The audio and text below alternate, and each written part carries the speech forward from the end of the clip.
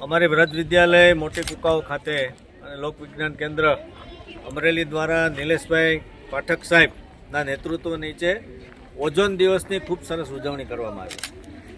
આજે વિશ્વ ઓઝોન દિવસના નિમિત્તે વિદ્યાર્થીઓને ઉર્જાની બચત અને ઓઝોનને કેવી રીતે બચાવી શકાય એની સુંદર મજાની વાત આપણે પણ સંકલ્પ કરવો પડશે કે આ ઓઝોનના સ્તરને બચાવવા માટે આપણે શું શું કરી શકીએ।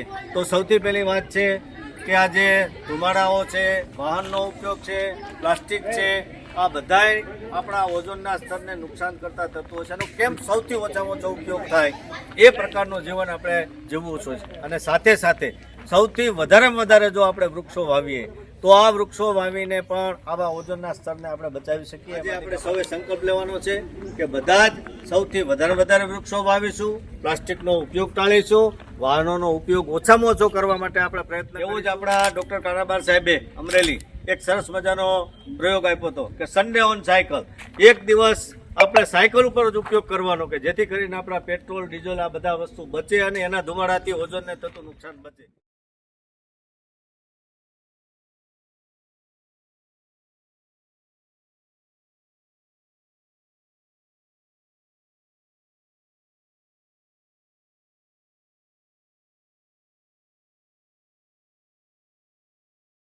વિશ્વ ઓઝોન દિવસની ઉજવણી નિમિત્તે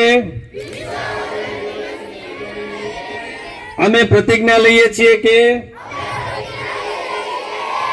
ઓઝોનનું સ્તરમાં પડતા ગાબડાને અટકાવવા